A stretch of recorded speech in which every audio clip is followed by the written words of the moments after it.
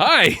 I can't tell them what just happened. What we can tell them is that we came on and there were colorful metaphors that were exchanged between, and we decided no, we're gonna start over. We're gonna start over. You know what sucks, Jeff, is when two people have an inside joke and they're laughing about it, but they won't share it with you. And that's what we're doing to everybody out there watching right now. We can share this joke in about 2.5 seasons from now. We can share this joke. Yeah. I promise you guys, this is my solemn vow to you guys and gals and gals, people, folks, all of you. That when we get to the end of this show, Jeff and I will do a retrospective, and what just happened is going to be in that retrospective of things you never saw. We should have recorded all those times that we tried recording when like my internet wasn't working and it was just all gosh, that'll happen again. Yes, because this is like the third time now we've tried to do this episode. Yeah, it's great. So anyway, with that, guys, welcome to Babylon 5 for the first time. Jeff and I, two veteran Star Trek podcasters, watching Babylon 5 for the very first time. I'm going to say all that again in just a moment, but I'm doing it just for you guys right here at YouTube. We have just watched the episode Coming of Shadows. That's the one. We just watched Coming of Shadows, and Jeff and I are going to dive deep into it. We're going to talk about it. By the way, you guys have been blowing up a whole bunch of stuff. And one of the things you guys have been blowing up are the comments down below. And it's almost getting to the spot, Jeff, where like I can't keep up. I know. I just can't keep up. Well, so I'm going to apologize to people because I think you said it last week or the week before. We go on for a day or two and then we have to start on the next episode. And so if you're coming in late, we both try and go back when we can, but there's just so many. We love it. But I think what's cool though, Brent, is now like there's groups of people and there's conversations happening that we're not there for. I miss out on some of those, but it's a lot and it's so cool. So cool. If only there was like a place where the folks could go talk amongst themselves. Yeah, if only. Maybe we'll have to. We should do something about that. Look in the comments about that, maybe. Yes. Anyway, for right now, guys, Jeff and I are going to dig into it. What you guys are about to watch is the behind the scenes. This is the unedited version, except for what we just did. Unedited asterisk version. Right. This is the unedited version. This is behind the scenes. Jeff and I are recording an audio podcast for people who aren't cool enough to watch YouTube. Or if you're listening to the audio pod, well, yeah, they're not going to hear this part anyway. For people who don't listen to YouTube, anyway, that's that for them. They're going to get like the cleaned up, polished version with stuff that's taken out and everything like that. Jeff's going to work his magic on all of that. But this is the behind the scenes. This is the bloopers. This is the outtakes that we allow you to see. This is the rabbit trails. These are the full in-depth conversations that for whatever reason are, didn't make it to the final episode. And Jeff, with that, if you're ready, unless you have something else you want to go over first. We have one behind the scenes thing to take care of. You and I need to hit record on our backups for our backups. Yes. Done. We've had some issues in the past, and so we've learned from those. All right, let's do this. This is like triple redundancy. Right? That's what it takes, though. If you want to run a podcast, you better have a backup for your backup. Because so much work that is beyond just this. Yeah, this is the fun part. This is where it just happens. There's a lot of other stuff. All right, here we go. This is my first time. You're new here, aren't you? First time.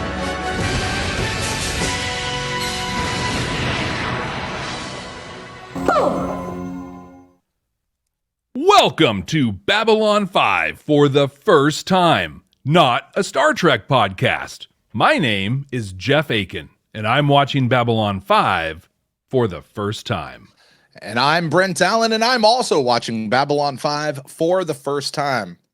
We are two veteran Star Trek podcasters who have decided to come together in this podcast to watch Babylon 5 for the very first time for both of us.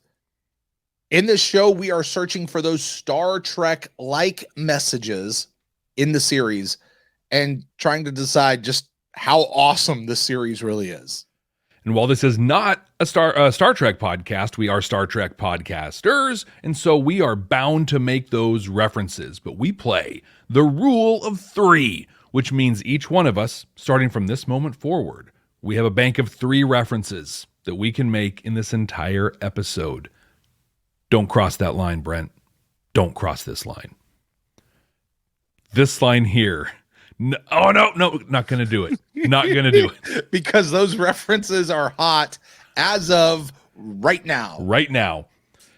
The other thing that's hot is all the interactions that we have with all of you. And I, Brent, have a handful of 5-star reviews to share with you today. Here's our first one. Oh, yes. This one's from Apple Podcasts. Fergus20 says, in the beginning, it was easy to tell the hosts were Star Trek fans and not sure about Babylon 5, but were willing to give it a shot. True. Now, near the end of season 1, it's pretty obvious they're Babylon 5 fans. They pointed out aspects of the show I'd never noticed, and I've been a fan nearly 30 years. During that time, I've listened to several Babylon 5 podcasts, but enjoyed this one the most. It's almost like I'm watching it for the first time. Important to note, we've talked about it before, it takes a while for these reviews to get to us. So Fergus20 either sent this a while ago or is catching up with us through all of that. But yeah, it was about, I don't know what, the 3/4 mark or so. I was going to say, he said near the end of season 1. I'm like, how far back is he? I know. Because like we're getting halfway through season 2 right now. Right. But it was about that 3/4 mark that we were both just like, yeah, I think we're in.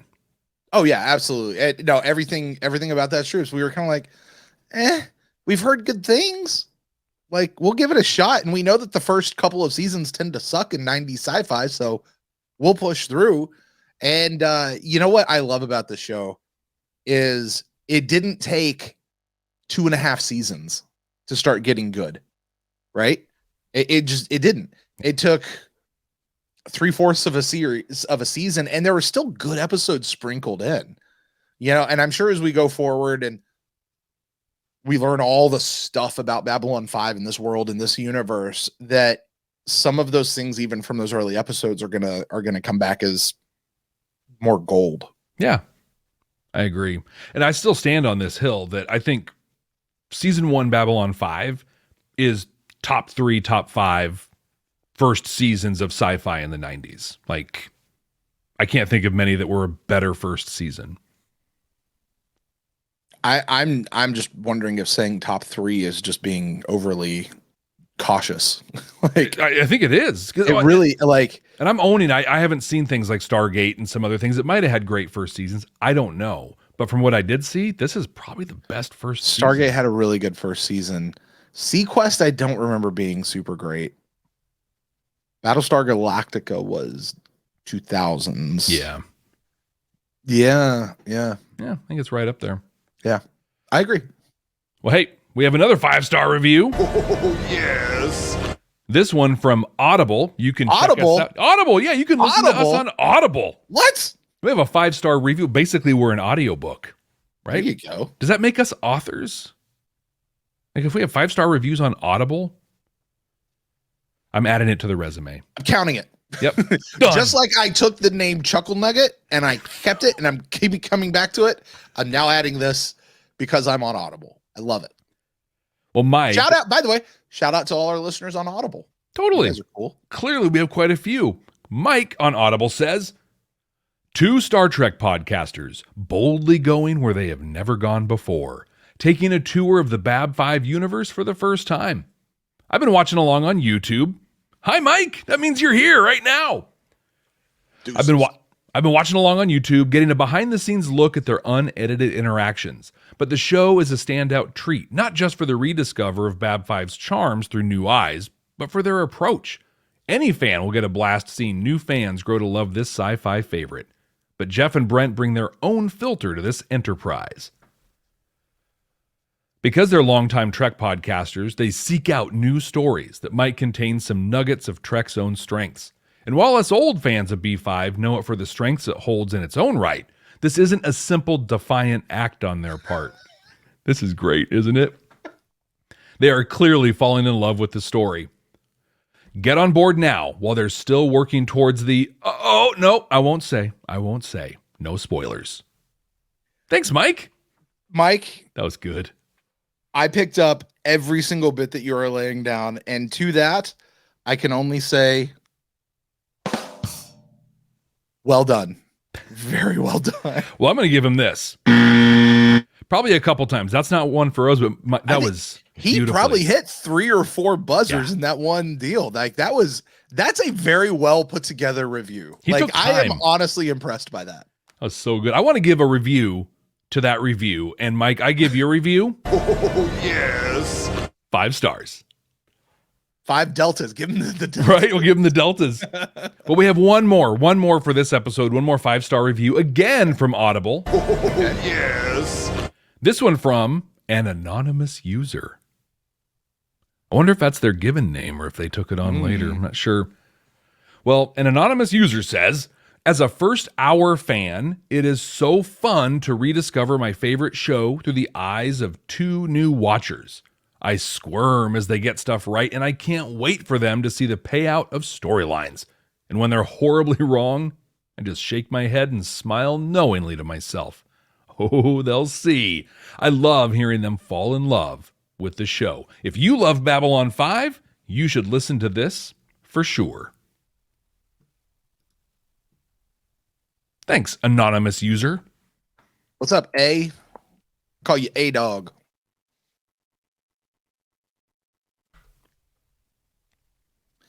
So, Jeff, Brent. we love our comments. We love our games. The things that we get to play here at Babylon 5 for the very first time because people squirm. And one of the things that I think makes people squirm the most is when we try to predict what the next episode is based on nothing but the title, because we haven't watched ahead. We haven't even seen a show description.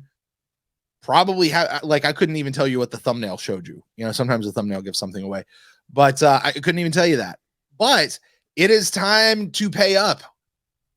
It is time to review our predictions from last week and see how close we got to what the Coming of Shadows actually was. Jeff, do you remember what you said this episode would be about, and how close do you think you got to the truth? I remember, and I think I got pretty darn close on this one, because I thought we were going to see, start seeing the rift in the Narn government, right? Which we didn't. We actually saw the Narn government very focused and together. But I thought this was going to be about not the capital big S shadows, but the little small s shadows that each civilization kind of has going on for it. We've talked about the Centauri stuff. We've talked about the Earth stuff.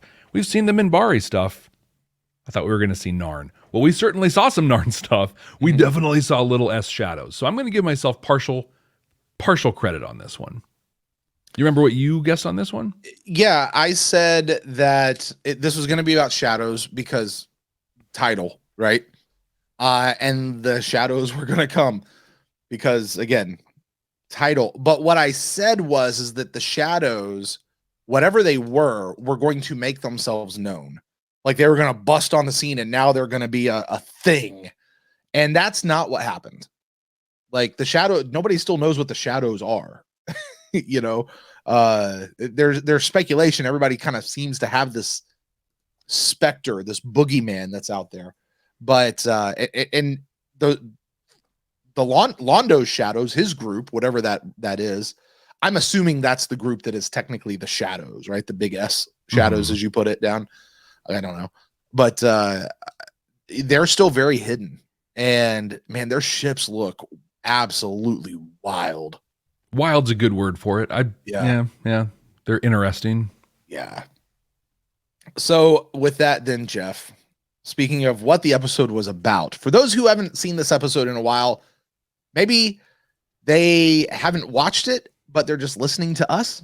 Or maybe they've never watched it at all and they're still just listening to us, which is totally awesome. But we're going to spoil the whole dang episode for you. Jeff, tell us what happened in the Coming of Shadows.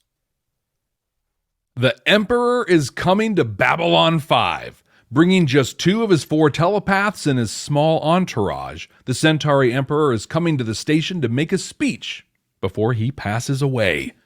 Jakar is furious that this guy's being allowed on the station, while Londo and his buddy Rifa make Veer super uncomfortable as they talk about using the visit to elevate their status. The Emperor seems to be a pretty cool dude.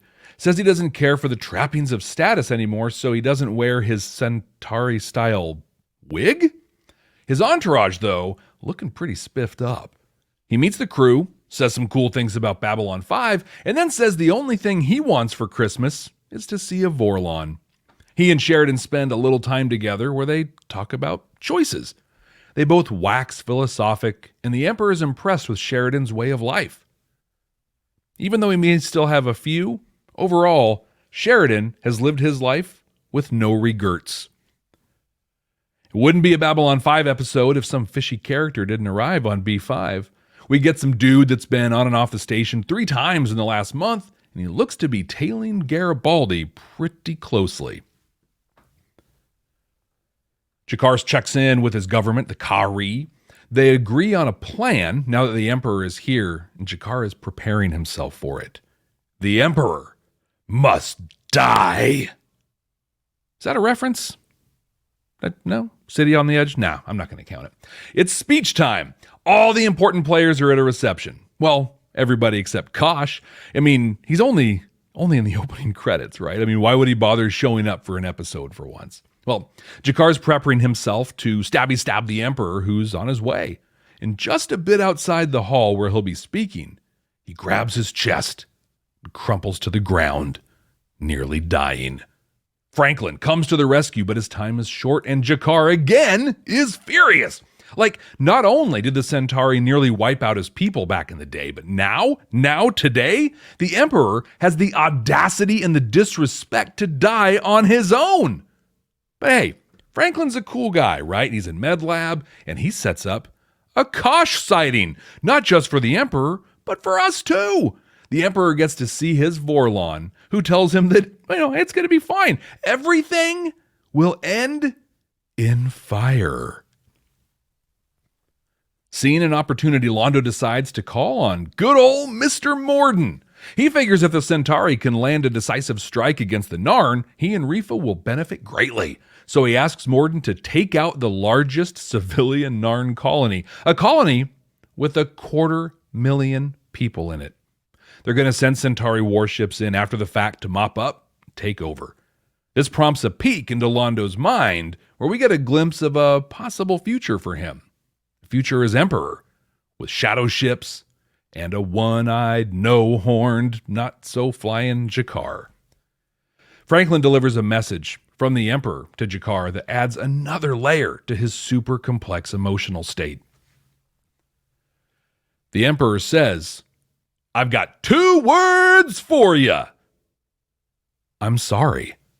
Yeah, he apologizes for everything the Centauri have done, and this rocks Jakar to his core. It rocks him so hard that he finds Londo and buys him a drink. He toasts to the Emperor's health and even Londo's. Oof. It's rough watching that. And well, it gets rougher. The Emperor calls Rifa and Londo to him. He pulls Londo in close to whisper what will be his last words. He passes away. Londo tells everybody that the Emperor has blessed their attack on Narn. Soon after, Jakar learns about the attack on the colony in Quadrant 14. Yeah, we're not going to go through that whole quadrant thing again, but yeah, they said quadrant. I'm going to think sector. Anyway, Jakar straight up loses it. He's going after Londo, and he channels his WWE superstar on the way. He's taking people out left and right. Power slam, left jab, right into a right arm clothesline that flips the security guard straight out of their boots.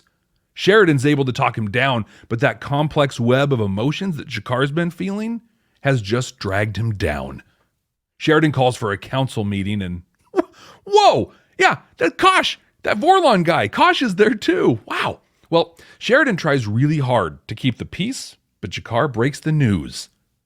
The Narn have declared war on the Centauri, and he says that our hope for peace is over. Well, remember that weird guy that was tailing Garibaldi? Well, he gets arrested, and we meet a new security guard, Zach, who tells Garibaldi that a hickey from Kaniki is like a Hallmark card. And then they bring the guy in to talk. He shares a message, and that message is from Ambassador Sinclair. Yeah, that's Sinclair. Sinclair says this guy is one of his rangers. They're Minbari and mostly humans that are preparing for the fight ahead and learning to work together. They're his eyes and his ears. He tells Garibaldi to stay close to the Vorlon and to watch out for shadows. They move when you're not looking at them. Garibaldi protects Sinclair's identity, but shares the important stuff with Sheridan and Ivanova. Delenn also gets a message from Sinclair. The table is set. We have humans and Minbari working together to prepare for the shadows, while another shadow looms over the galaxy because we're at war. Brent, what did you think of the coming of shadows? No, I'm going to get to that in a minute. A hickey from Kaniki? Yeah, that's Jeff Conway. Oh my God. He even had that swagger when he comes. He's like, hey, boss, guy wants to talk to you. Come on. Where did you come up with that? Oh my God. That's from I Grace. Know. Oh. I know. I got it. Oh my gosh. Oh, you just turned me into a chuckle nugget. But Jeff, I got to tell you, man, my hat's off to you. I'm not going to take my hat off though, but I thought I had a big recap last week, but holy cow, man. Well done. Well done with the recap. Thanks. This episode, you remember last season when we got to this episode, like the title episode? Yeah. Signs right? Importance. Signs Importance. Mm-hmm. Signs. I remember watching like all the comments and stuff when that episode came out, and everybody's like, oh, this is like the best episode. Like, you finally made it. You're here. This is when everything starts happening, and da da da da da. And I know my response, and I'm pretty sure your response was like mine. It was kind of like, it's okay. Yeah. Like, it's fine. Like, again, maybe when we get to the end, we look back at it, we'll realize just how monumental it was. But given what we know right now, it was fine. There were other episodes I liked better in season 1, to be frank. Yeah, it didn't rank very high on our wrap up. I mean, it was mid-level. Yeah. And that was, we know how accurate that is. So it's definitive and objective. Yes, yeah, exactly. And objective. That's not this episode. This was a great episode. There's a bunch of Star Trek stuff in here we're going to talk about as we go through because it was replete. But that's not why we watch the show. Like, this truly is an episode where you're like, okay, stuff's happening. Stuff's moving. And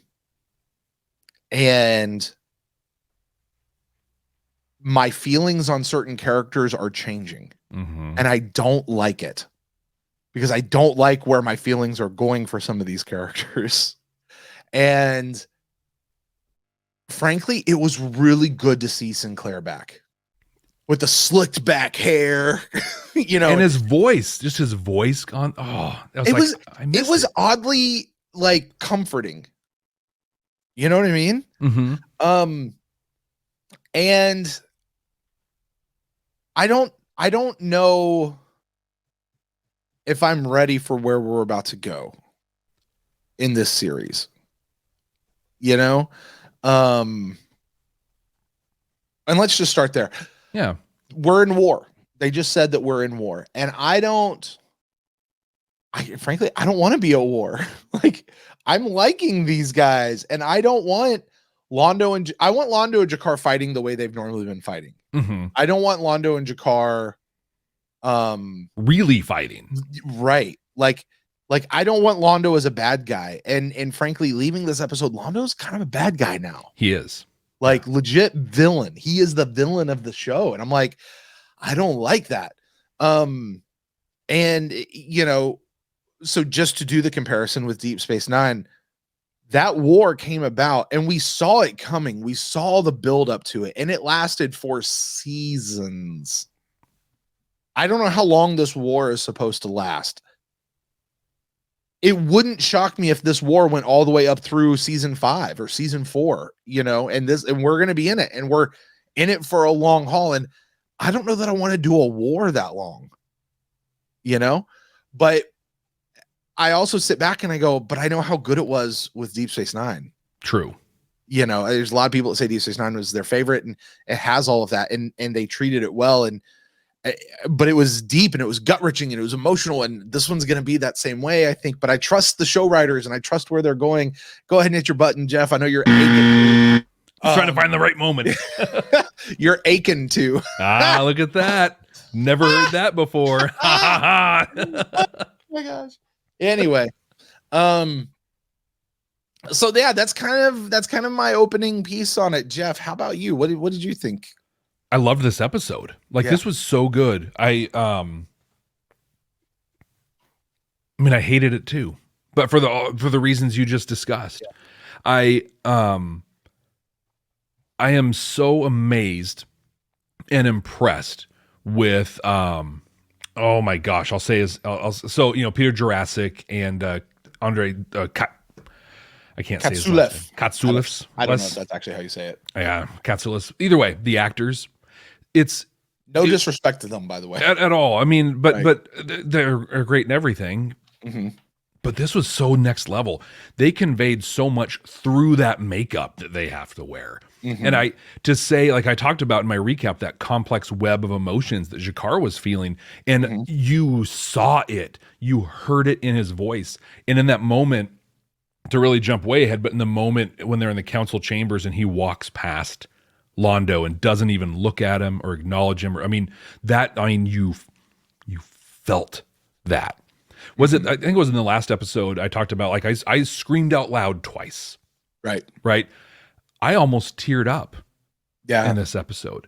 Yeah. That scene when Jakar bought Londo a drink. Oh my gosh. Yeah. Like I felt like tears welling, and I'm just like, because I knew, I think I know, right? But I feel like I know Londo in that moment, like that's his moment where he knew I messed up. He effed up big time, and he stuck with it though. Exactly. That's the thing. You have those moments in life that are make or break moments. They're those things that tell your story, you know, and based on the decision you make. And that was his. All he had to do was just do what I was feeling and just start crying and just be like, Jakar, I have to tell you something terrible. I did something terrible. And Jakar would have killed him right then and there, and he would have deserved it. Yeah, 100%. Frankly. Mm-hmm. But then maybe we wouldn't be at war,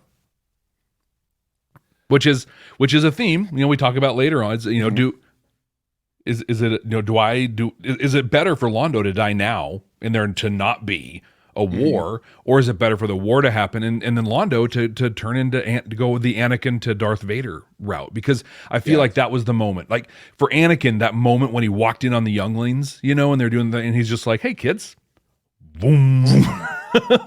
Boom, you're on the path, you're going. This was Londo's moment, and he's just like, to your help. Jeff, because I have to ask the question, do you know what happens with Londo coming up?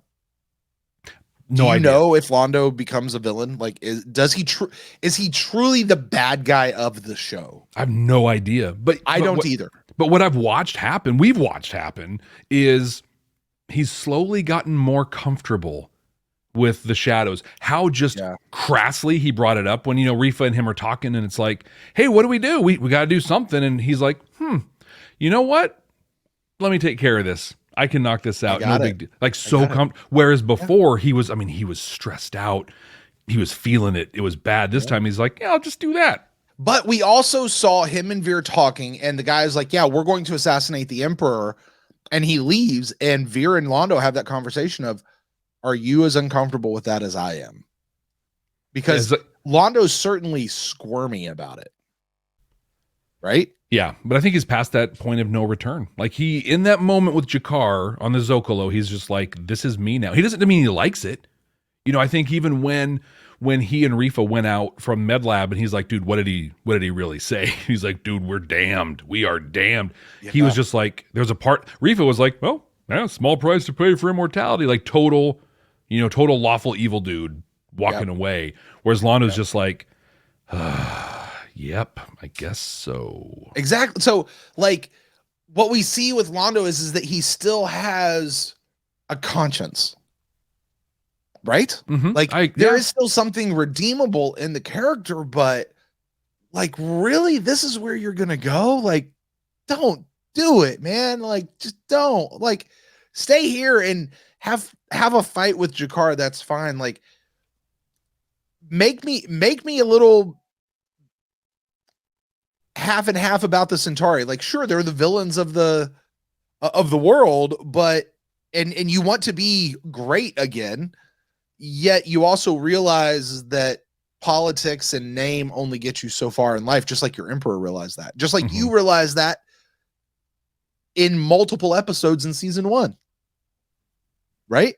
Yeah. But now he's on this path. Jeff, I need some help because I don't understand.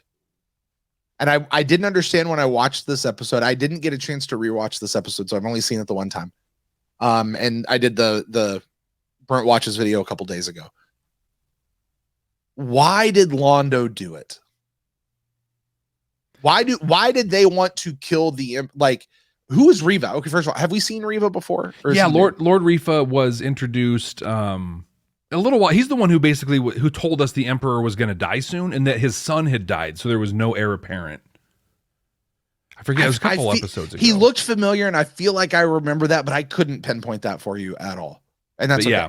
But no, I think I hear what you're saying though, because he's going from like, hey, we should say a thing, or we should do this thing, like these little political whatever things, and then Londo's like, hey, I have an idea, like a massive tactical nuclear strike on the people that like, because that was Londo. Like Londo, what about this colony? Well, they've had a listening post there. It was actually our world anyway, and Londo's like, then let's just go get it. I mean, frankly, it sounds a lot like what a certain I don't want to invoke names, a certain political leader of another country in this world very, very recently, like within the last year or so, and according to how we record this, said, hey, that place used to be ours, so let's go get it back.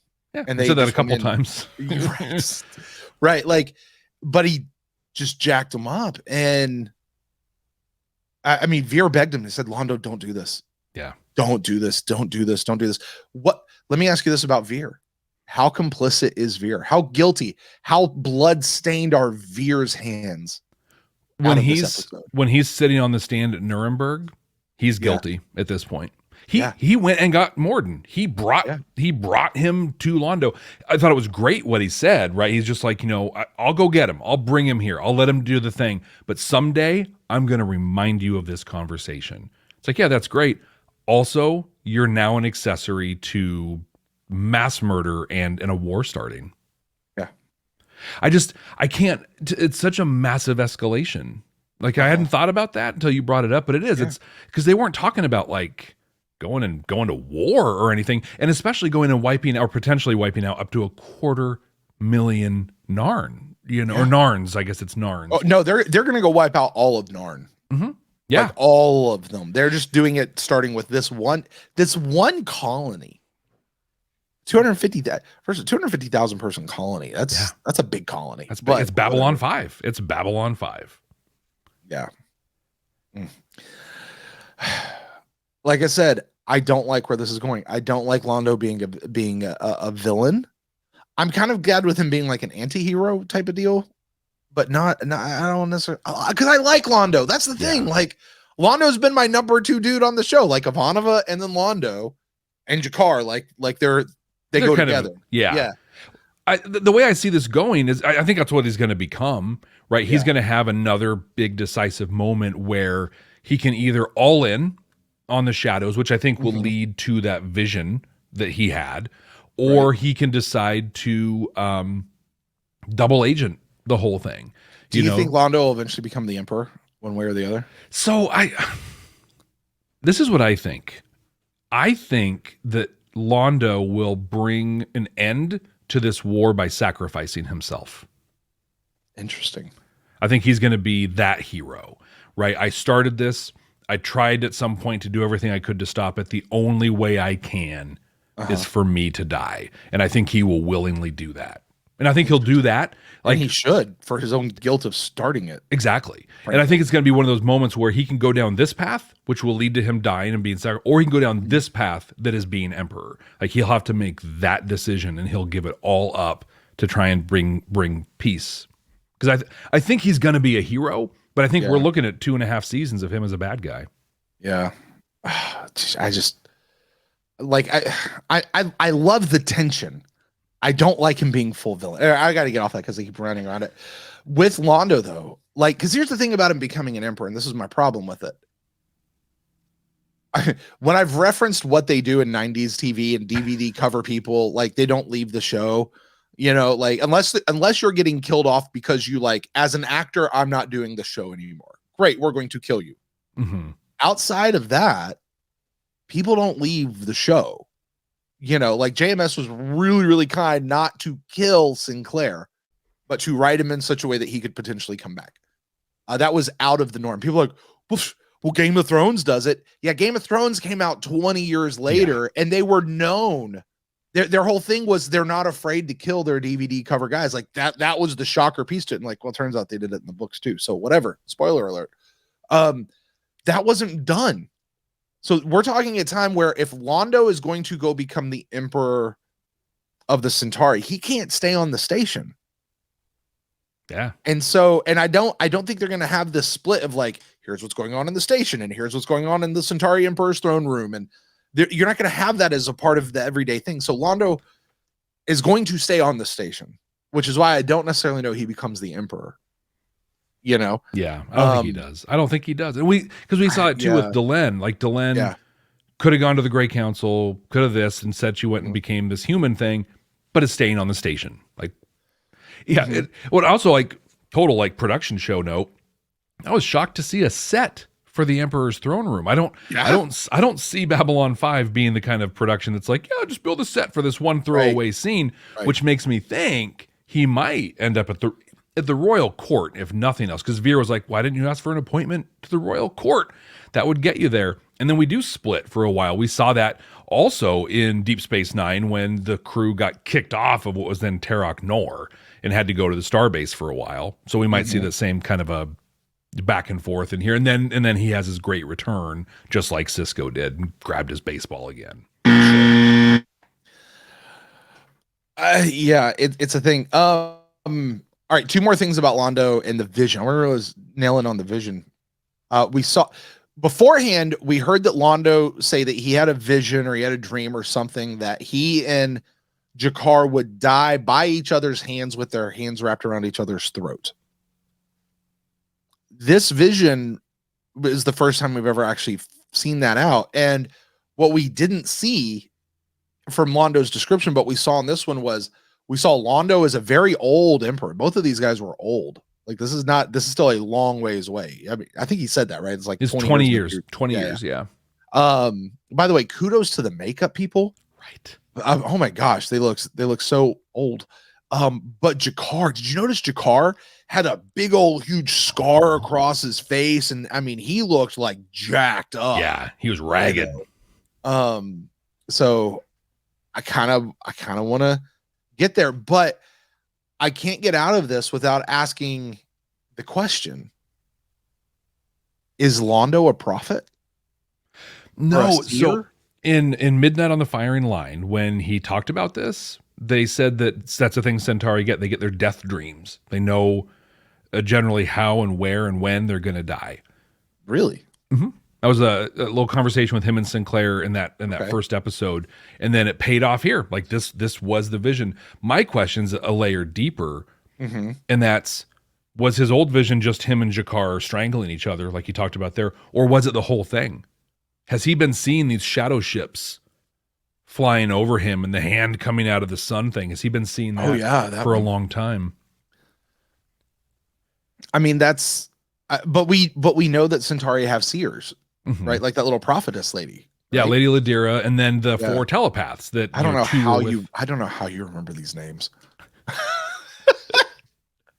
But she said though, and this is the thing about it, and this is what gives me hope. She said at the end, it is a vision of what could be. right? And I kind of railed on her for that. Like, come on, that's the cheap way of writing it. Like, yes, that's how everybody writes it because the future's unwritten and you make of it what you make of it and blah, blah, blah, blah, blah. But the future's unwritten. So he doesn't have to become emperor. He doesn't have to die with their hands around each other's throat. They don't have to do any of that, even though that's been what he's seen. And Jeff, while I 100% believe that you are right about the death dream, and I don't remember him saying that, so I'm just going to go with you on that. I'm going to, in my own little notebook over here, hold out like Londo might be a seer. Yeah. Because this wasn't just a dream. He wasn't sleeping and he woke up from a dream. He was like, it was a vision, fully awake, sitting there, and he had a vision. Maybe it's the same thing that you were talking about. Maybe it's different. So I'm just going to kind of go, I'm not ready to check that box yet and say no. Like, I'm going to leave that one open of, is Londo part prophet? I think it's a good question. What we've seen with Lady Ladira and then the telepaths that accompany the Emperor, they're all women. And so is that like a female trait? And oh my gosh, here I go again. I can never not do this. But then if Londo also is a seer, that was part of the Kwisatz Haderach. Muad'Dib in Dune he could also have the prescience in there. So it wasn't Star Trek that ripped off Babylon 5. It was Babylon 5 that ripped off Dune, apparently. Oh, so what would that be if both Deep Space Nine and Babylon 5 ripped off the same source material? Right. That's like that could explain some of the seeming similarities. Yeah, that or it's like the whatever 9th clone of Michael Keaton in Multiplicity where they did the clone of the clone. Right. Maybe that's what, I don't know. Right. Or just Dune helped inspire the writers of both because it was a great work. Mm-hmm. Well, and really, there's a lot out there on Dune and created influenced Star Wars and so many other things. But so far the Centauri to me, I think that's to wrap it back to this. The Centauri I've talked about before, I felt like were kind of Roman in what they were, and that's like the Emperor's entourage very much felt Roman. Yeah. But I think there's also a lot of influence from at least the Bene Gesserit in Dune in what has created. It's almost like we're gonna take Roman feelings, Romanesque thing, but then like sci-fi and mystify it with this sprinkling of Frank Herbert over the top of it. So I'm going to read this one note that I have down here, and then I'm going to be off of the war in Londo being a bad guy. We want to talk about everything else with the episode. Okay. It's not Roman. The Centauri are Romulan bastards. You might have to buzz that word later. I don't know. But they are. Okay, like, what they did in this episode was very Romulan. It's how Romulans would have behaved. It's how Romulans would have acted. They both have that Roman language. The Centauri, the Praetors, the Emperors, the like that imagery, that language. So, like that was my this is what they do, man. Like that's their deal. So, well, to kind of pivot over to talk about the Emperor a little bit. So we talked about Londo's death dream. And, our questions around that, but did the Emperor also have a death dream and knew what was going to happen? And that's why he came to Babylon 5 at this time to try to make, to apologize, because he knew how and where he was going to die. Maybe he was trying to beat the clock. I mean, he was also sick though. Mm-hmm. So, you kind of, when you're of a certain age and you get to a certain sickness, you're like, dude, this is me. I loved how this Emperor gave no F's about anything. He's like, look, I am a bald dude. Don't give me that wig. And I was getting major like early American colonial. Oh, wow. British, the wigs. Yeah. Like that kind of a deal. And I'm like, oh, but to see this Emperor, it wasn't until the very end that I noticed the eyebrows, because I was like, without the hair, you look like a person. And like Londo doesn't just look like a person with hair. He has a whole thing to him. Even Veer like still kind of has a thing to him. Yeah, they got teeth a little bit with stuff. And yeah, then the eyebrows, but apparently there's eyebrows. But the Emperor definitely had the eyebrows. But he just didn't. And so let's talk about Jakar, because Jakar kind of comes into this a little bit. Jakar blames this emperor for all the atrocities that happened to his people. And Sheridan does the great work of being like, excuse me, did he do that or was it his father? Didn't this guy actually make concessions? Didn't this guy actually try to return your land? Didn't this guy actually already say that things were wrong? Wasn't this guy who, like, why are you so personally attacking this guy? And then this guy comes because he knows that his thing to do, that he gets to choose, the one thing in life he gets to choose before he dies, is to try to start the healing process for the atrocities that his own people committed, that he fully admits to and he accepts responsibility for. Like, this is the kind of guy that we should all get to be when we get of a certain age. Right. Or earlier. It's, right. He's, don't wait till you're old to do it. Yeah. Oh. Imagine if he had done this 10 years ago, and I mean, there's so much, and I cover a lot of this in my closing thoughts, but the timing is such a big thing. But Sheridan was incredible. When, I mean, I think that he did so much in this episode to establish an important relationship with Jakar that we kind of saw the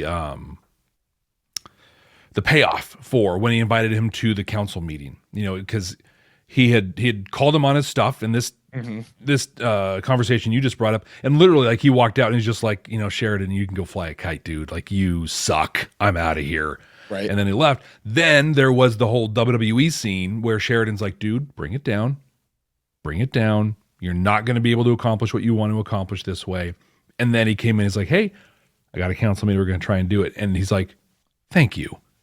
Thank you for stopping me. But like, he was cold. He was calculated. But I think a bridge has been built between Jakar and Sheridan. Because Sheridan was awesome. He was so awesome through this. Yeah. He was a boss. He's like, no, I'm not going to say no to this guy coming to the station. Like, there was no wishy-washy about it. It was a definitive yes, no answer. Yeah, Jakar's even like, so you're going to do this even though I'm protesting? And Sheridan's like, what, did I turn invisible? Like, I said yes, he's coming. We're done here. And I liked how he said it too, when he's like, he's got to come here. Because people are going to finally see that Babylon 5 is making a difference, that things are happening here. And I didn't even think about it till just now when I was saying that. That's what Sheridan was hoping for when this all started. Now Babylon 5 is where the war started. The last best hope for peace was a launching pad for war. Right. Oof. I thought Jakar was very interesting too. The episode opened with him getting the okay from his government to go and kill the emperor. But then he left his will, basically, where he says, I'm operating on my own. My government has no knowledge of this whatsoever. Right. Which I thought was great. Like, that's a good soldier boy right there doing his thing. But the part I loved when he's like, and I want my book of Jaquan to go to Natoth. We say Natoth. He says Natoth. He has a different thing on it. Right. I want my book of Jaquan to go to Natoth in the hopes that she will find enlightenment. We got every slice of Jakar in here. We got the smart aleck guy. We got the warrior killer guy, and we got the religious person. Like, I felt like this was one of the when he did that will, that was like the most complete we've ever seen Jakar. Right. I love that that Jakar left her his book of Jaquan, because it just speaks to the fact that Jakar truly believes what he believes. You know what I mean? Yeah, he's legit. Yeah, like, it's real for him. And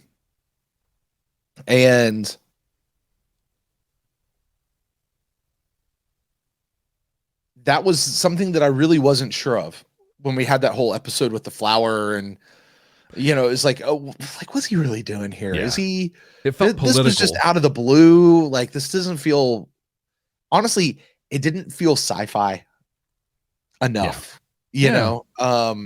And I know people talk about religion in other sci-fi shows, but it just, something felt off with this. So to see that, I was like, he really does care. Although I was sitting there in that moment of going, okay, you're in foreign land, foreign soil, supposed to be in a diplomatic solution, and you're going to kill the emperor of a rival nation in cold blood. Do you really think I'm sending your body back to Narn? Do you really think I'm going to like search out your final wishes and be nice like that? Probably they would, but I'm kind of like, I don't know. I don't think he cared. I think it was about creating the illusion that he was doing this of sound mind and body, of my own accord. He was trying to paint this picture that he'd thought this through. I know what the consequences will be. Do these things. Just so, like, what do you say? It was one of three probabilities. You know, either he's dead and I'm dead because we kill each other doing it. He's dead and I'm arrested, or I fail and I'm dead or arrested. So he was just creating that story for his worst case scenario. And it turns out there was a fourth probability. Dude drops on his own.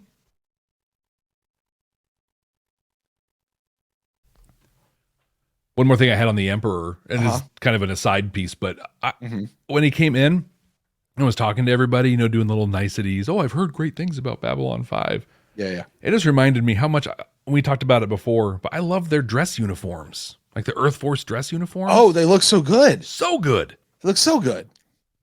But I also thought it was interesting. Ivanova didn't get a lot to do in this one, which is, it's probably its only strike against it. But this was a cool scene for her when the Emperor came on board. It just showed how much pride she takes in the station. You know, when he was saying nice stuff, she's like, oh yeah, like she was eating that up. And I thought it was, I mean, she didn't get a lot, but it was a cool moment for her. Yeah, Ivanova really wasn't that big in this episode at all, was she? Not at all. Now that I'm thinking about that. All right, last thing I've got about the oh, no. I want to back up to the whole Jakar Emperor thing. All right, I just because I wrote this note and I really like it. To go back to the Emperor is taking responsibility for this, right? But what we see in the opening scene, Jakar is wanting to hold him personally responsible for everything that happened when he is not the one who's responsible. I think it is entirely acceptable to hold the Centauri government responsible, and as you are the head of the government, we're going to hold, like, you're responsible for your people, even the past actions of other people behind you. But that's not how Jakar was holding this guy. Like, Jakar treated this guy like he personally did stuff. And I honestly had a problem with that. Because I was like, dude, your ire is in the wrong place. Juxtapose that with the Emperor and how the Emperor is like, yep, I didn't do it, but I'm going to take responsibility for it. And I'm going to set us on the path to peace. I'm going to set us on the path. All I want to do is just stand next to you and say, I'm sorry. Yeah. And when Jakar heard that, the dude melted. Yeah. He's like, I had no idea. He about became Londo. I was about to kill him in cold blood because of my own anger. And like, he was like, oh, I'm glad I didn't do that. Again, we'll talk about this more. Maybe you should have talked first. Sheridan's whole thing of, why don't you try opening a dialogue and actually listening to what he says? We'll sure dive into that. Yeah. Well, even a little bit more. Franklin even touched on that when he delivered the message, and he was just like, I had no idea. And he's like, that's the worst damn part of this whole thing, because Jakar could have done this as well. Anyone else could have done this.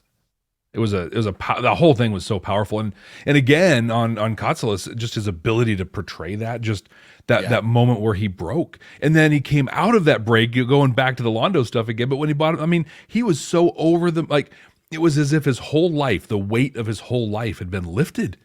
And he's just like, I can be me. I can live life. This is great. I've let go of all this. And then boom. I mean, the way he just wants to go love on Londo. Yeah. And he's like, there's maybe something redeemable in you after all. I can dig this. I can roll with this. Let's go party. Let's go do a thing. We're gonna get back to this. And Londo's like, dude, flarged up. What's that? I need those great Babylon 5 curse word replacement words. Right. I fragged up. Yeah, I stroked up. No, that's not a word. That's just you can never make that one sound good, Jeff. You just can't do it. Okay. The Emperor, his little guards, his personal bodyguards, not the ladies, but the personal ones around. Pretty sure they went and robbed the costume department at the original series of Star Trek. Right. Seriously. Seriously. From all those, like all the on Earth episodes that weren't on Earth.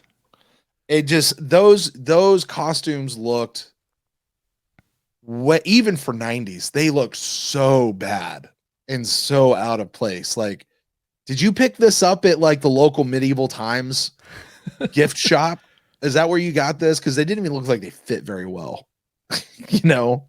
Yeah, it was not good. That was not good at all. No. I have a question.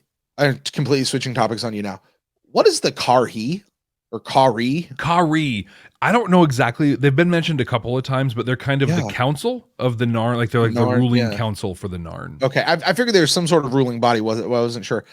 So I'm not crazy to think that we haven't heard a lot about them. I think we've heard once or twice before. Okay. All right. Should we talk about Kosh? Yeah. Kosh comes in and says, or the Emperor's like, so how will this end? And Kosh just goes, in fire. Is that a reference to the war, or is there something else? That's the big question. The Emperor doesn't even know about the war at this point. This is before Londo told him anything. So what? What is ending? What is he talking about? Everything? How does everything end? Oh, in fire. Well, I mean, but he's also on Babylon 5. He's in the midst of, how is all of this going to end? You know, his whole thing is about him and the Narn and how they're interacting with everybody else. And Kosh is like, in fire. Or maybe Kosh doesn't care what he was asked. Whatever it is you're asking about, it's going to end in fire because there's a lot of not good coming. And I think with that, like to start touching on the Sinclair and the Ranger stuff, like that was one of Sinclair's direct messages to Garibaldi. Stay close to the Vorlon.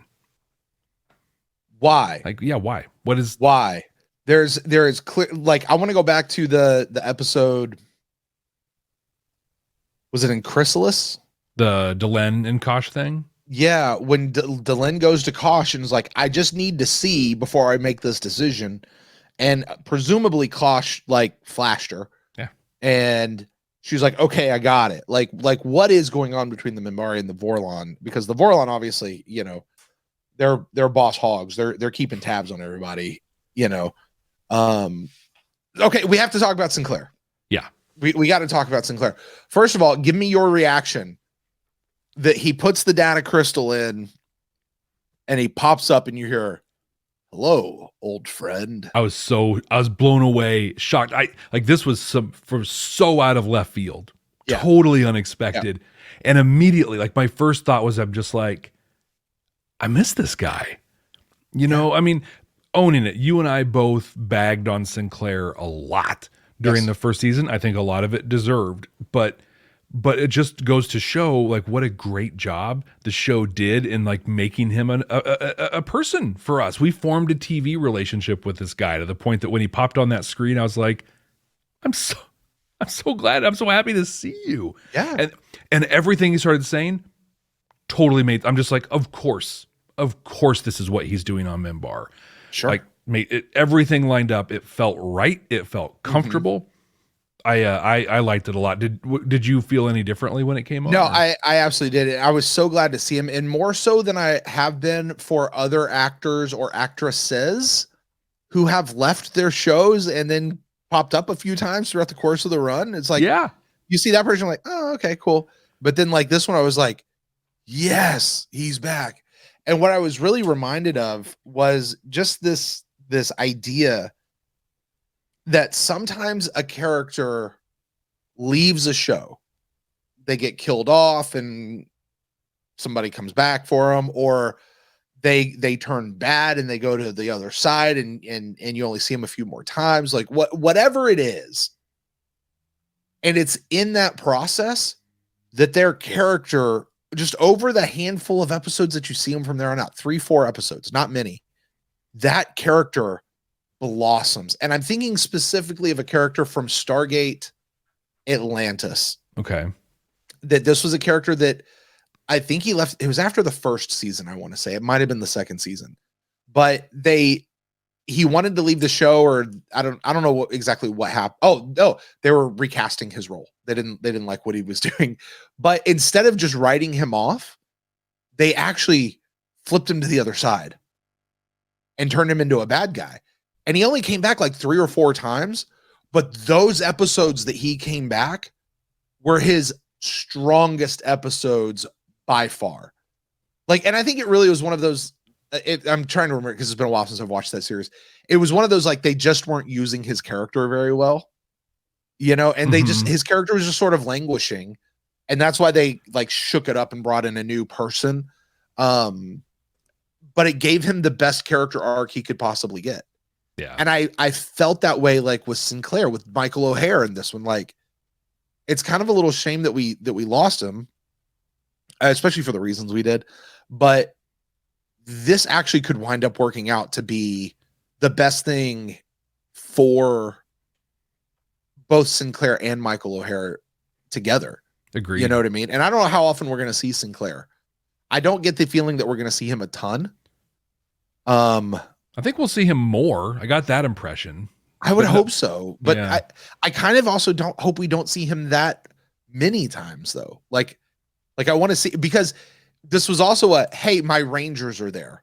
They speak for me. Yeah. Like, they'll continually talk about Sinclair and just Michael O'Hare won't be around. And then he'll come in. When he comes in, it's a big thing. Like, this means something because Sinclair is here. And I hope we get to see him not just on a TV screen, like that he physically is there. But I also had this thought when he popped up. I was like, you know, all those lines that Sheridan spoke earlier in the episode, those just as easily could have come out of Sinclair's mouth. Yeah. Like, when I think back to episodes like By Any Means Necessary, right? Mm-hmm. Or and that's just the one that pops to the top of my head. But Sinclair had those moments where he really was he was an amazing, I'm not going to say the word leader because I don't know that that's the right word, but no. He put things out the way they needed to be put out. Yeah. You know, and I was like, I could see this. I think I could see the character of Sheridan, like what they're doing for him. This was what was intended for Sinclair. Yeah. The actor just had to leave and they brought him in and they're doing something different, but I love what they're doing with Sheridan. And what's his name? Boylan. I can't say this dude's last name. Bruce Boxleitner. That guy. Yeah. Is Tron. Nailing it. Yeah. He's so good. He's nailing it. But I think, so when you first said that, I was like, I immediately was like, I don't know if he could, but honestly, the Jakar stuff, yes, Sinclair could have done all that Jakar stuff.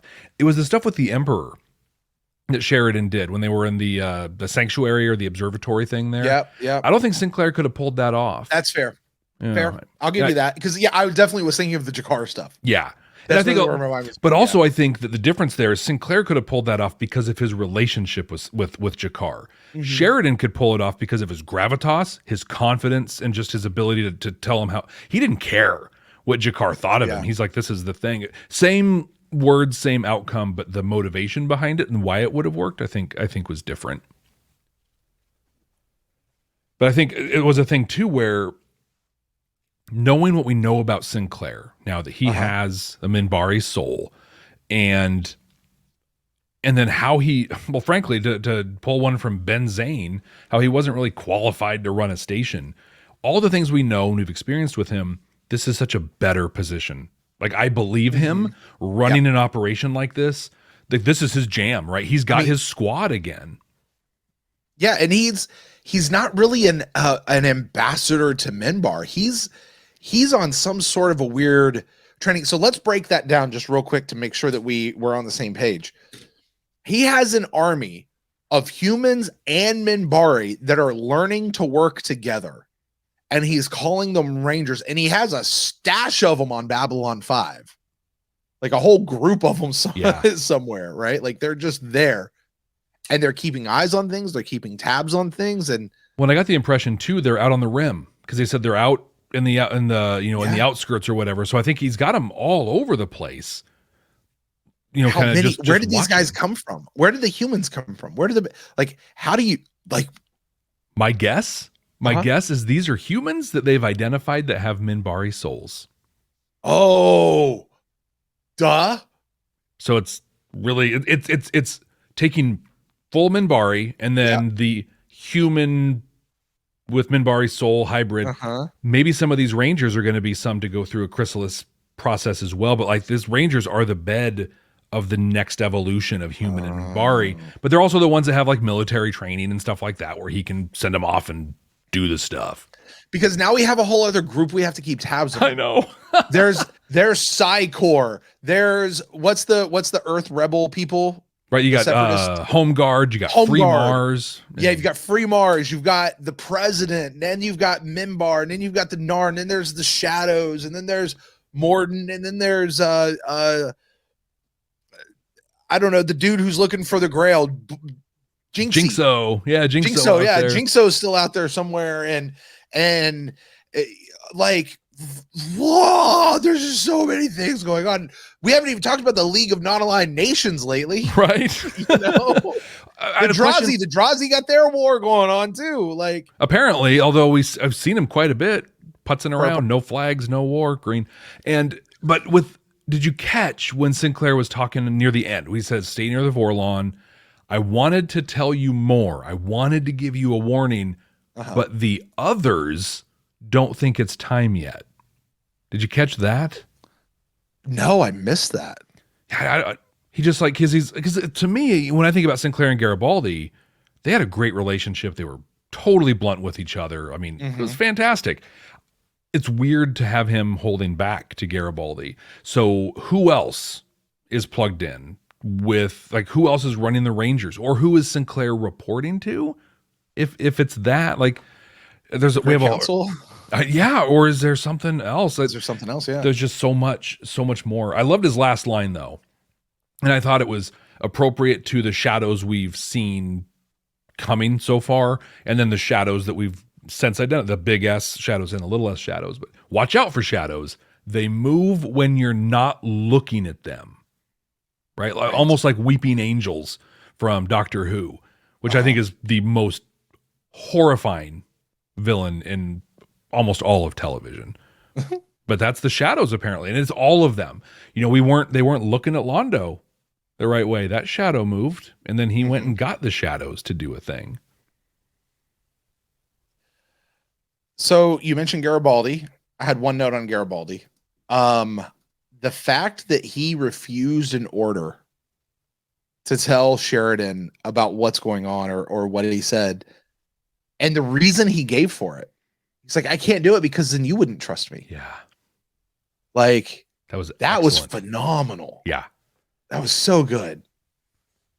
That whole scene was awesome between the three of them, just, you know, with him, like, because they pushed back, even Ivanova pushed back, but when he's just like, this is the deal, they were both like, okay, gotcha, you know, and it just shows a lot has happened between Sheridan and Garibaldi, that they're coming together.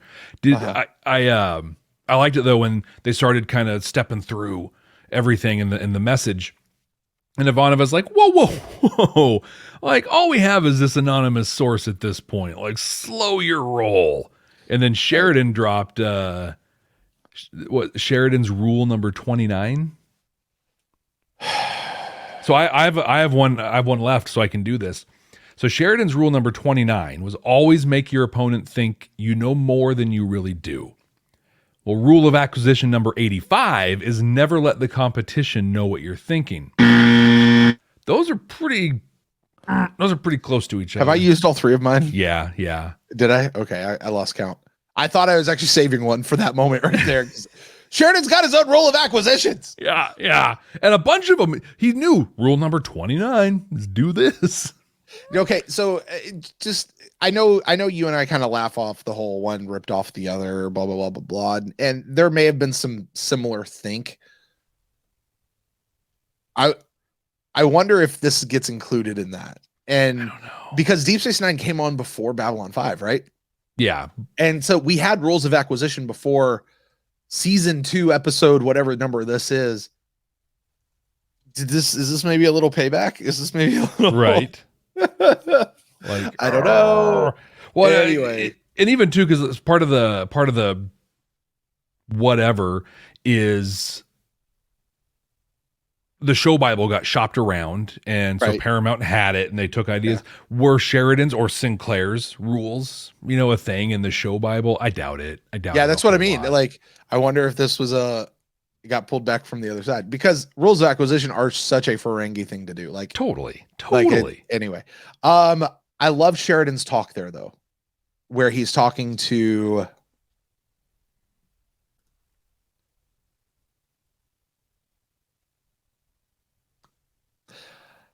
And he's talking to Londo in the council meeting, Mm-hmm.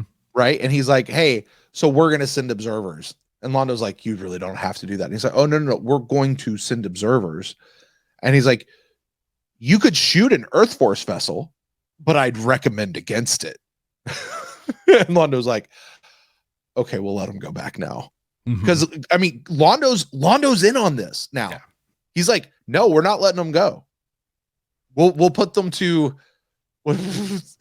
forced labor camp," is basically what they were going to. Well, he said, I think it was this was big actually, because Delenn just called him out and was like, "You're going to use them as slaves?" He's like, "No, just a little re-education is all." Yeah. It's like, whoa, wow. Yeah, like that's villain. That's super villain type talk there. Yeah, Jeff. exactly. And I don't do it. But as we are now told, we are at war. We have officially declared war. This seems really fast for the series. Yeah. Like, this is something that I wouldn't think we would see until season 4. It makes a lot of sense to me. I mean, really. And I think like there's been some parallels that have led to this. Uh-huh. And I think that's what we're seeing is like this parallel piece between the Narn and the Centauri. So the seeds for this got dropped in Midnight on the Firing Line when the Narn just sneak attacked Ragesh 3.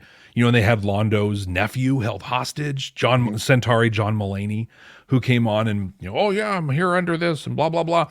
So they had that. Jakar got all big and full of himself, started wearing a cape to the council meetings. Now we have the Centauri, who launched a big attack, a lot more successful. And on this same thing, because gosh, Delenn had that awesome speech where she's like, "When is it over? When is it done? We hand the land back. We hand it back and forth." Well, forget that. Centauri are coming in to take it. Now, this scene, Londo's wearing a cape to the council chambers. There's a lot of juxtaposition that happened. I love that word. You use it a lot. It's fun to say. But a lot of juxtaposition between the early Narn in Babylon 5 and then the Centauri response. But the Centauri response is bigger, it's harsher, and has led to war. But I think there's some other juxtaposition that happened in this episode that I just thought was brilliant television. And that was when Sinclair was given his message to Garibaldi, they were intercutting that with everybody finding out about the attack on the colony. And that back and forth between the two. Sinclair basically saying there's a coming darkness and you got to be ready. And there's these things. And then over here being like, yeah, there might be a coming darkness, but we are going to let our petty little things get in the way of all of this and pulling that darkness in. I just thought it was brilliant. And what it showed to me, what you said earlier, all these threads that are going on and are ultimately going to distract our heroes from the big problem that's there. All of our petty stuff is going to get in the way of doing the right and bigger thing. That sounds familiar. Yeah.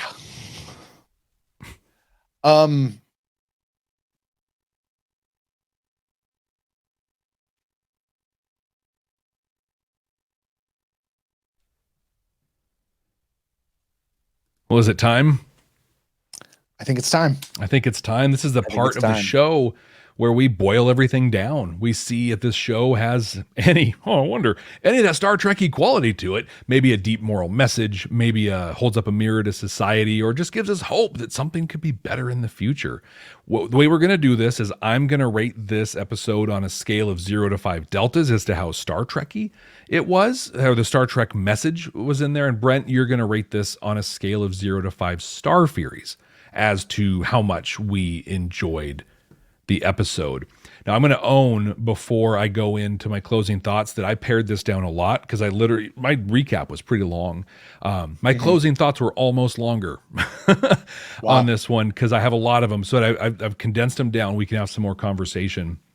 But to me, like the power of choice, the power of forgiveness, the choice between things like revenge or saving lives. Heck, I mean, even just keeping our word.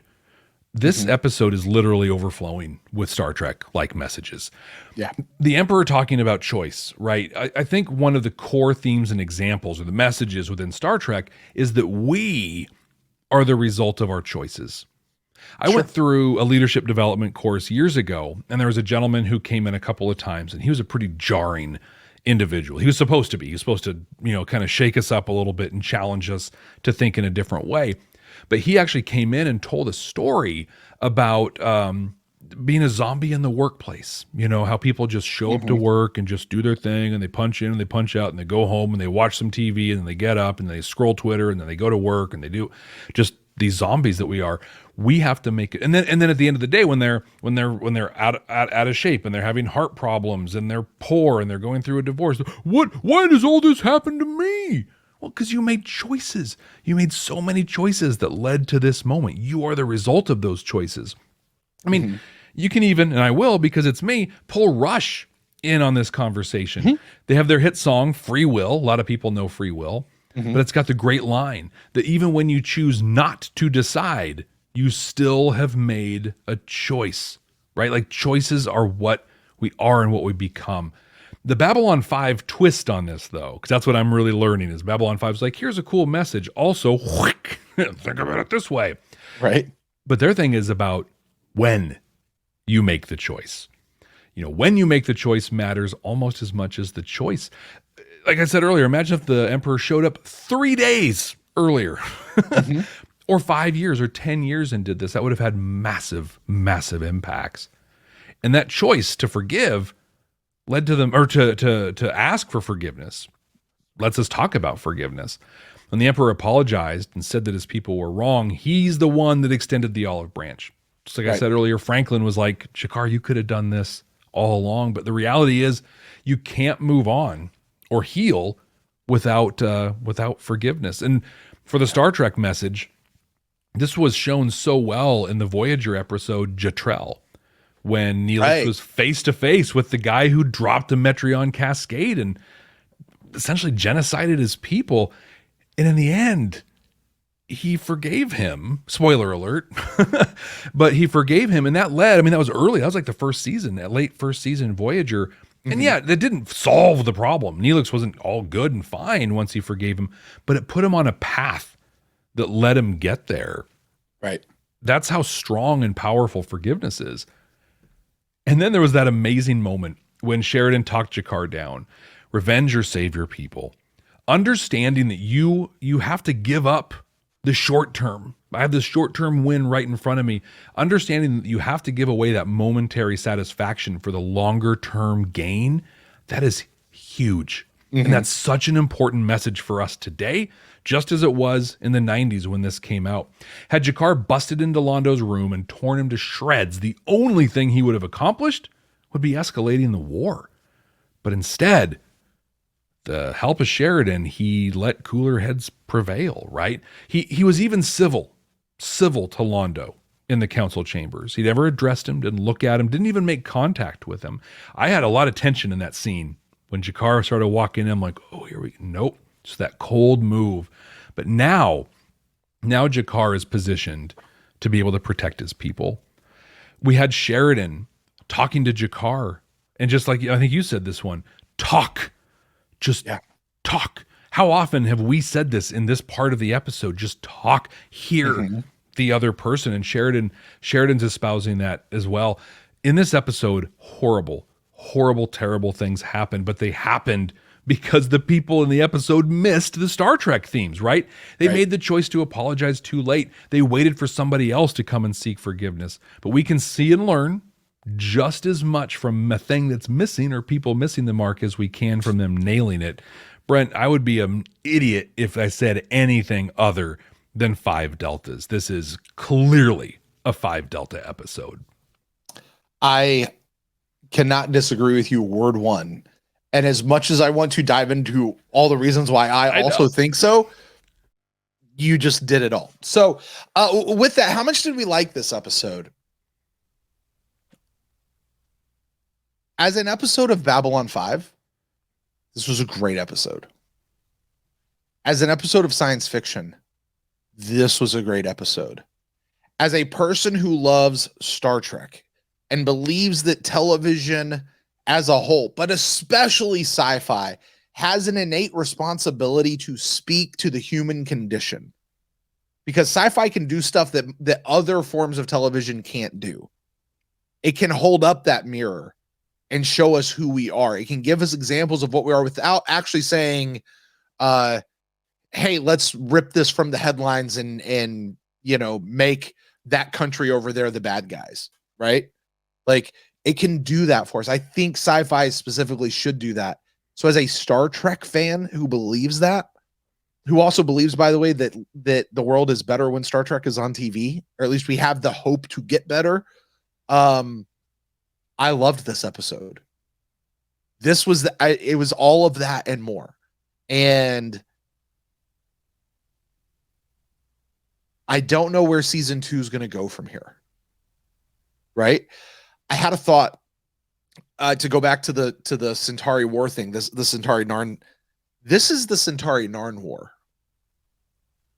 What if this is just like a precursor? What if this is like a short war that's going to lead to I imagine there's going to be some big war that happens. Like that's what I hear. I don't know, but something's going to happen, right? What if this is just like a precursor? Yeah. And it what's our whistle? I had a reason for talking about that right here, and I don't remember what it was in this moment, Jeff. But whatever. I love this episode. 5 Star Furies with the camouflage painting on top of the Star Fury. That's how much I love this episode. Well, this will be a fun part then for us, because now in season 2, we are ranking the episodes as we go, creating the objective, definitive list of season 2 Babylon 5 episodes. I'm going to recap our top 5 and then tell me, because I don't think we have to go any deeper than that for this one. Brent, right now, our top spot is A Race Through Dark Places. Number 2 is Soulmates. Number 3 is Points of Departure. 4 is Spider in the Web. And 5 is The Geometry of Shadows. Brent, where does The Coming of Shadows land amongst those? It goes in at number 1 and everything else shifts down, which is going to knock Geometry of Shadows out of the top 5. It takes all but the Points of Departure from the first part of the season, pushes them down, which I think is very appropriate. The way it should be. And it feels right. Like, yeah. Yeah. Well, that's it. That's it for The Coming of Shadows. Next. Excuse me. Thank you for that, YouTube. Sorry.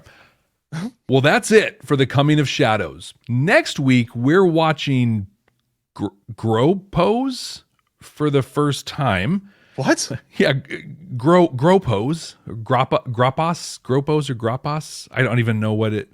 So this will be a fun one. We've never. No, I'm sorry. Do you not know how to say it? I don't. It's Gropos. Gropus. For those of you listening to the audio feed, the YouTube folks see this right now. My face is like, what? I'm sorry. I'm gonna write this down. Gropos. Yeah, Gropos. Right now, people in our comments section are giving us pronunciation guide. I feel like this has to have been something that was mentioned before and we just never picked up on it. But Gropos. Gropos. Yeah. Okay. So literally, we're learning about this episode as we talk. Our game, Brent. What do you think next week episode is going to be about? Well, I think this is where the Farfignugan comes into the flim flam and inverts the power coupler for the Schnarflack, and that's what's going to happen in this episode. I think this is the episode where Franklin gets deep into Med Lab, and then Garibaldi comes and he's like, dude, what's going on? He turns around and he says, the snozberries taste like snozberries. I have no idea. Well, I know this. I don't even know what this word is. Okay. I'm trying to do anagram, backwards. It's soporg. I'm trying to figure out, is there something here? Here's my guess, for real guess. This isn't a thing they're just gonna drop and run away. This is some new alien race or something like that. This would be like calling the other one Drazi, or whatever. This is gonna be introducing some new something. I don't know. Oh, like it's a new alien race. Yeah, that's gonna have Yeah, some you just said lasting that. impact. Yeah. I don't know. Oh! What if this is like another Zathras guy? Oh, okay. Like, you know, we had Zathras, and this is Gropos. Gropos, come over here. Gropos, enjoy it here. And they keep calling him Zathras. Like, Zathras, what do you do? Oh, Gropos. I Gropos. Zathras, no good. Zathras, bad. I Gropos. Yeah. Well, we're going to find out right here next week. Thank you all so much for joining us. We appreciate it so much. If you haven't already, please subscribe wherever you're listening to us or watching us. And if you haven't already, pop over to Apple Podcasts. Pop over to Audible. Leave us a review. I love reading them on here. So Brent, until next time. Hey, Jeff. Yeah. I have a message for you from an old friend. Really? Really? No, dude, it's the bit. Oh, okay. Wow. Peace and long life. This is my first time.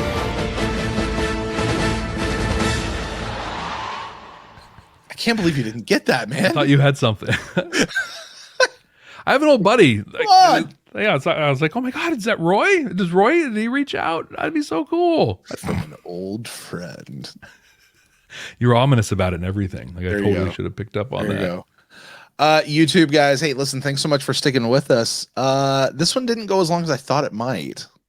I thought it was going to go very long as well, but you and I Yes. both have had some pretty rough schedules this last week. So I think, Yeah.